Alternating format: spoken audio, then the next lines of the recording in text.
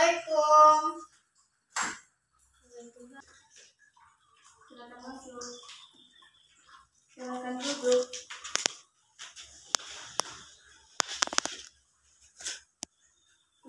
Ada yang bisa saya bantu? Jadi gini Kak, saya membutuhkan Kakak untuk mendengarkan cerita saya dan memberikan solusi terhadap permasalahan saya, Kak.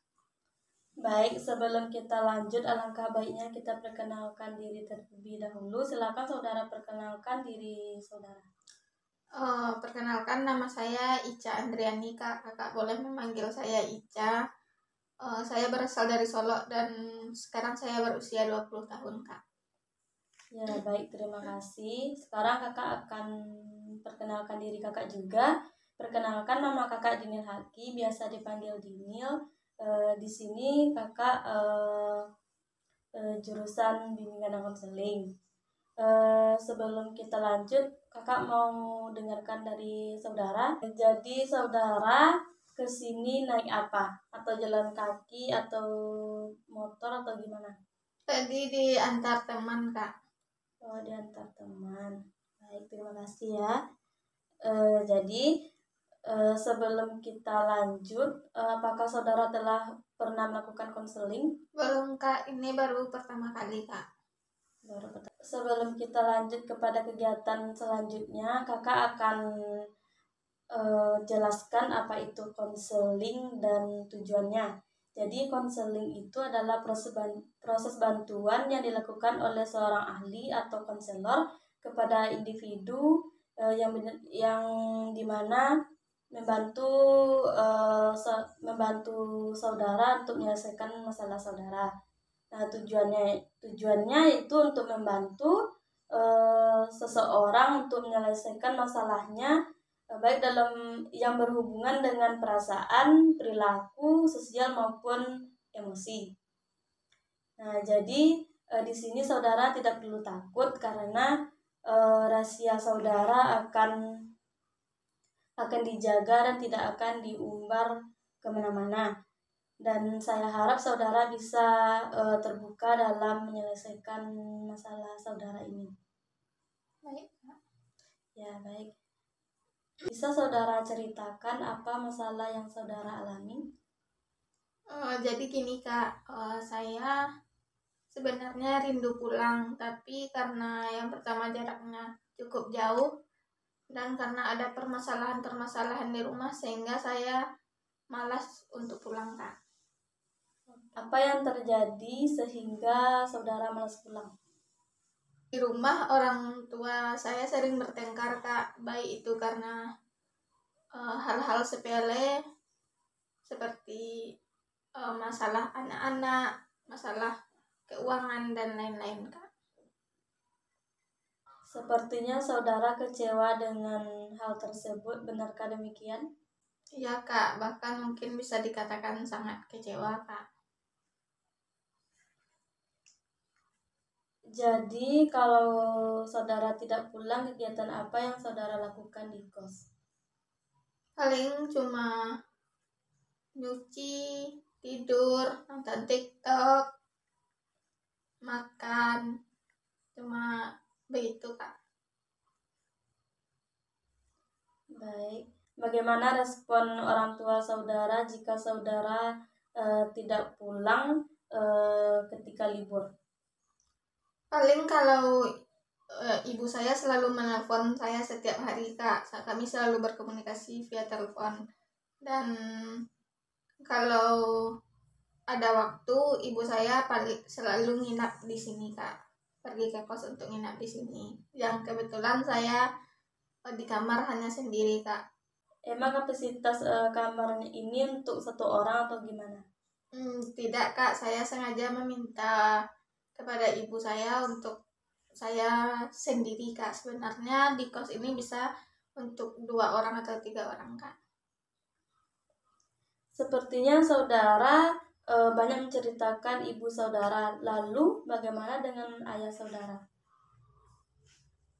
Kalau hubungan saya dengan ayah mungkin kalau dikatakan dekat, cukup dekat juga, Kak. Tapi karena ayah merupakan seseorang yang cukup temperamen, sehingga saya cukup kecewa dengan ayah, dan saat ini kami renggang, Kak. Apa yang terjadi dengan ayah saudara? Kalau di rumah, ayah bisa marah karena hal-hal sepele, Kak, dan suka marah-marah, Kak. Temperamen itu dalam bentuk verbal atau fisik? Keduanya, Kak. Baik verbal maupun fisik, Kak. Apakah itu yang memicu pertengkaran di rumah? Iya, Kak, mungkin karena ibu tidak terima ketika anaknya dimarahi, makanya ibu selalu melawan, Kak, ketika kami dimarahi oleh ayah. Karena terkadang ayah marahnya tidak masuk akal, Kak. Tadi saudara mengatakan bahwa ayah saudara temperamen. Apakah itu juga dilakukan ayah terhadap ibu? Kalau terhadap ibu secara fisik tidak, Kak, tapi secara seperti dengan kata-kata, iya, Kak. Ngomong kasar dan ngebentak itu, ya, Kak. Bagaimana perasaan saudara di saat ayah saudara bertindak demikian kepada saudara? Pastinya kecewa, Kak, tapi untuk benci saya juga tidak bisa, Kak, karena saya masih berharap agar kedepannya ayah bisa berubah, Kak. Oke, benar, karena tidak ada kekecewaan yang besar kalau tidak ada cinta yang besar. Iya, Kak, mungkin karena saya rasa cinta itu masih ada, sehingga saya masih berharap kedepannya ayah ada perubahan-perubahan, Kak. Saudara mengatakan tadi saudara kecewa kepada ayah. Satu sisi saudara cinta kepada ayah. Bagaimana itu? Iya, Kak, karena mungkin di balik kesalahan-kesalahan ayah juga memiliki kelebihan, Kak. Sehingga biar bagaimanapun saya tidak bisa untuk benci kepada ayah, Kak.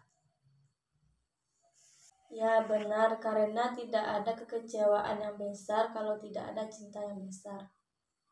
Iya, Kak, mungkin karena itu juga, karena saya masih mencintai ayah begitu dalam, sehingga saya masih berharap untuk kedepannya ayah berubah, Kak, walaupun tidak mengalami perubahan yang signifikan, tapi setidaknya ayah perlahan berubah, Kak.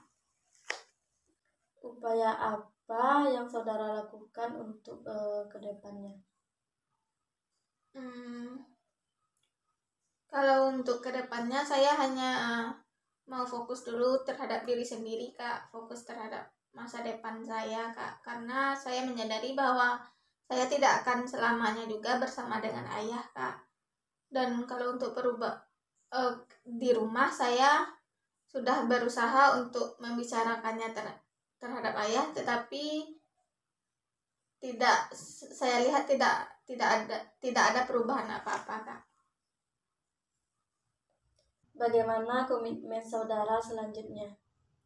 Selanjutnya saya hanya ingin fokus terhadap masa depan saya, Kak. Saya hanya ingin fokus kuliah, belajar, walaupun terkadang saya tidak fokus, Kak, karena memang sulit untuk menerima kenyataan yang ada, Kak. Jadi dapat kakak simpulkan bahwa saudara hanya perlu menerima atau ikhlas karena kalau untuk menuntut ayah saudara atau membuat ayah berubah itu membutuhkan effort yang sangat besar. Nah, sehingga yang dapat dilakukan menerima dan merubah cara pandang terhadap ayah saudara. Ya sepertinya memang benar demikian, Kak. Karena kita sebagai anak juga tidak bisa memilih untuk punya ayah yang seperti apa. Yang bisa kita lakukan cuma merubah cara pandang kita terhadap orang tua kita jika tidak sesuai dengan harapan kita, Kak.